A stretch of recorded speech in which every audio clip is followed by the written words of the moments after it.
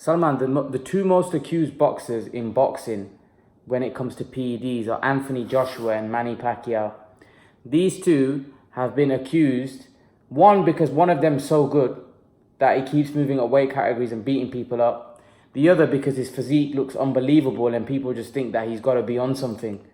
And neither of these two have ever failed a drugs test, yet there's been so many other big name fighters that have failed drugs tests, yet these two get a lot of stick for failing drugs tests. What do you make of the fact that, you know, Anthony Joshua and Manny Pacquiao get a lot of stick? Do you agree that these two are the most probably accused in terms of performance enhancing drugs? Yeah, I personally think so. Personally, I think the Anthony Joshua one's a bit of... I know a lot of, you know, boxers that are just as ripped as AJ, but because they're not, maybe don't have the status or not as good as AJ, they don't get the same, publicity. But to be honest, I don't think it's to do with, sometimes, you know, it's genetics. Yeah, people say he's on something, but I personally feel genetics plays a massive part in the way you look, the way your body's structured. You can say Anthony Yard's on something. Anthony Yard, or even Tyson Fury's brother, he's ripped to the bone, like just like Tim Bradley. Pardon? Tim Bradley. Yeah, these guys, even Manny Pacquiao, they're ripped to the bone. You got to realize that not sometimes you can be ripped. Sometimes you can be ripped, but not be taking anything. Sometimes it's natural. But personally, I don't think someone like an Anthony Joshua, I think it's more of an inheritance. I just think that that's just the way his genetics are. Someone like an Anthony Yard, same. I think that's just the way his genetics are. That's why he's built in that sort of format. Manny Pacquiao, I think why he's under question is because he's moved up so many weight categories, and the excuses that came out were like, there were different excuses each time. The needle hurts, I don't like the color of blood, or whatever it was, you know. And these statements have come out, and that's probably why a lot of individuals have said that he's on something for him to say stuff like that.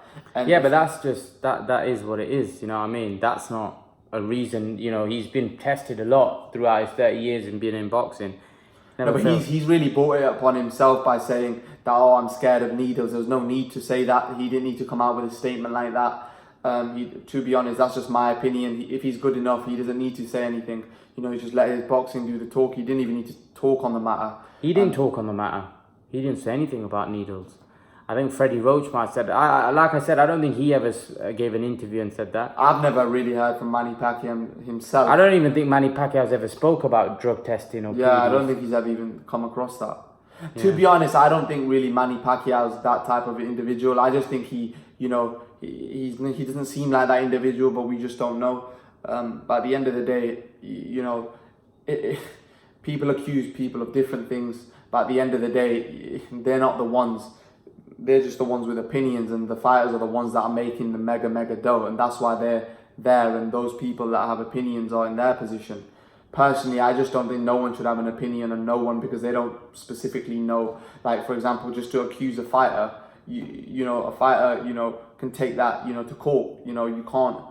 You can call a lawsuit against you. You can't just accuse someone like a Manny Pacquiao or Joshua of taking drugs without any evidence. You can't do stuff like that openly on the media, and I just feel it's wrong. No matter how ripped to the bone someone is, if you have no evidence, to support your argument, or that athletes have never been caught before, you can't say that they're on drugs, even if they are. Until you have the sufficient evidence that they are, you can't say that they're on drugs, and that's just facts. You can't do that. It's just void. So personally, I think all the Dillian Whyte case has been blown out of proportion as well. I just think we don't even know what the situation is. First, we need to know what the situation is, what's actually happened. Let the guy come back and give his statement. He's just fought. He's not even had a day off. He's literally probably... I think Eddie Earn came in an interview. He's panicking. Like, he's just fought, and now he hasn't even had he hasn't even been able to enjoy his after a fight. A boxer takes maybe a couple of weeks off, 3 weeks off, a month off. With Dillian Whyte, he's probably stressed that what the hell's happened. Eddie Earn rang him up, and he was just like, "What the hell?" Like, it's shocked because he's worked so hard, and if he's genuinely clean, it must hurt him really badly, that he's got so far, that he's got to a position where he's going to be fighting for a title, which has taken him so long. He's probably guy that's probably had to work the hardest in the heavyweight division, you know, to go on to get a title shot, and now his title shot might be under jeopardy because of that, you know, because he's been accused of taking drugs where it's been, you know, blown out of proportion by the media.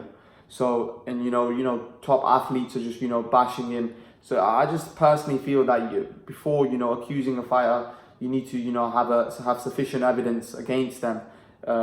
Otherwise, it's just void. It's just, you know, spreading rumors.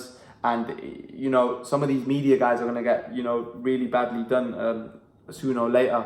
You know, you can't just accuse someone of, you know, taking drugs when there's no evidence, whether it's Manny Pacquiao, whether it's Joshua. Let's see as we go forward. I think we know that these two have been have a lot of accusations against them, but you know, I do think it's unfair. I do think that they should stop. People should stop because they haven't ever failed a drugs test, and I just think people need to stop accusing people when they don't know. Accuse the people that have failed their drugs test, but not people that you're just speculating because they're either too good or they're too big and strong and muscular and ripped. That's just silly. But leave your thoughts, guys, and guys, remember to please like, share, and subscribe to my channel. I'll see you guys in the next video.